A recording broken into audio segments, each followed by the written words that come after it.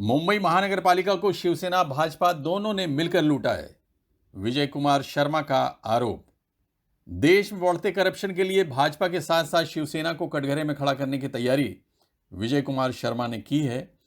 विजय शर्मा एक नई राजनीतिक पार्टी राष्ट्रीय उत्तर भारतीय समाज पार्टी के राष्ट्रीय अध्यक्ष हैं। इस पार्टी की विधिवत घोषणा करने के बाद विजय शर्मा ने मुंबई महानगर पालिका को अपना निशाना बनाते हुए कहा कि बीएमसी करप्शन का सबसे बड़ा केंद्र है और इस करप्शन को खत्म करने के लिए उनकी पार्टी भरसक कोशिश करेगी। अगर इस समय मैं आप सब लोगों को एक चीज बोलूं कि इंडिया में अगर सबसे भ्रष्ट कोई भी संस्था है तो उसका नाम आएगा, सबेक भाई, उसका नाम आएगा बीएमसी। इंडिया की सबसे करप्ट भ्रष्टाचारी संस्था बन चुकी है। आज नॉर्मल आदमी के द्वार बीएमसी के लिए बंद हो चुके हैं।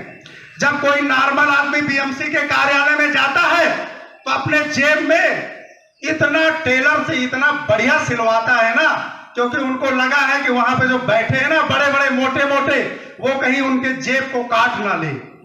नॉर्मल आदमी बीएमसी में जाने में डरता है, वो बीएमसी में जाता नहीं है।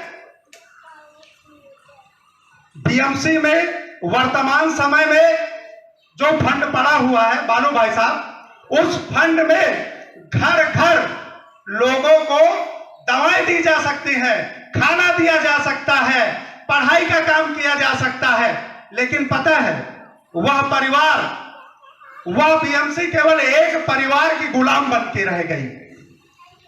जब कोई संस्था किसी परिवार की गुलाम बन जाती है, किसी घराने की गुलाम बन जाती है, तो वो केवल उसके इर्द गिर्द नाचती है, वो सिर्फ केवल उसके इर्द गिर्द नाचती है। आज महाराष्ट्र में महाविकास आघाड़ी की सरकार है, लेकिन सच पूछो 1 साल हो गए, 5 साल आदरणीय देवेंद्र फडणवीस जी ने राज्य किया और बीजेपी ने पूरी तरीके से लूटा शिवसेना के साथ, पूरी तरीके से लूटा शिवसेना के साथ। अब चोर चोर मौसेरे भाई, चोर चोर जब मौसेरे भाई हुए तो वो एक दूसरे से अलग हो गए, क्योंकि उनको पता नहीं। तो उन्होंने क्या बनाया, महाविकास आघाड़ी। और विकास किसका हुआ? विकास केवल आघाड़ी वाले का हुआ, हम सब पिछाड़ी बन के रह गए। तो अब एक लहर ये गिरानी है।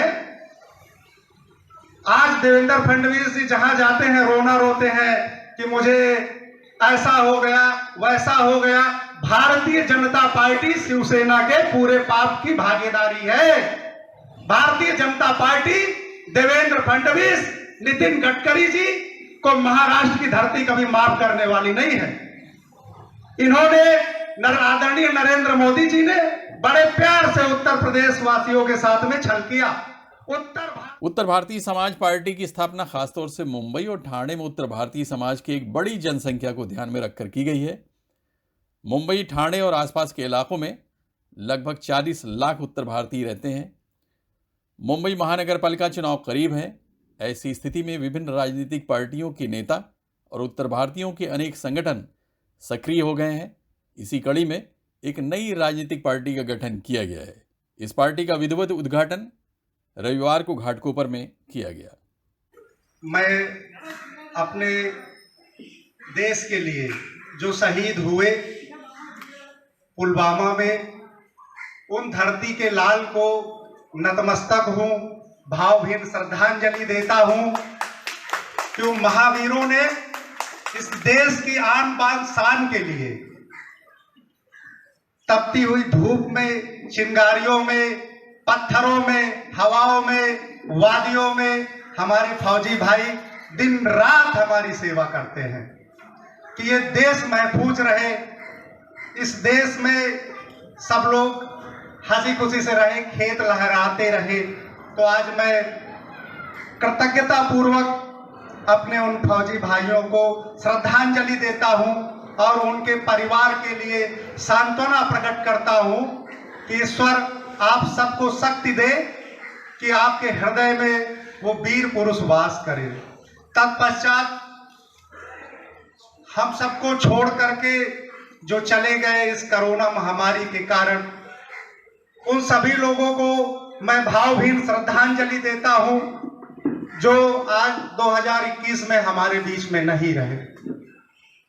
तदुपरांत मैं उन कर्मवीरों को, उन योद्धाओं को, अपने डॉक्टरों को, पुलिस के लोगों को और विभिन्न प्रकार से जिन्होंने इस कोरोना महामारी में तन मन धन से हमारे देश की सेवा की है, ऐसे सभी वीरों को कोटि कोटि प्रणाम करता हूं।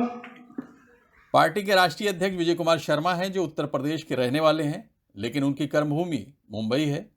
किसानों के समर्थन में मुहिम चलाने के बाद अब एक नई राजनीतिक पार्टी का गठन करने वाले विजय शर्मा उत्तर भारतीय समाज के साथ ही सर्वधर्म समभाव की राजनीति करके सभी के हितों के लिए लड़ना चाहते हैं। मुंबई में उत्तर भारतीय समाज हमेशा से उपेक्षित रहा है। खासकर फेरी वाले, मजदूर, टैक्सी व रिक्शा वाले हमेशा मनपा और पुलिस के निशाने पर रहते हैं। विजय कुमार शर्मा ने कहा कि राष्ट्रीय उत्तर भारतीय समाज पार्टी न सिर्फ उत्तर भारतीय समाज बल्कि सभी समाज के लोगों के हक और अधिकारों की लड़ाई लड़ेगी। लोगों को बेहतर शिक्षा, चिकित्सा एवं अन्य सुविधाएं मिलें, इस बात का विशेष ध्यान रखा जाएगा।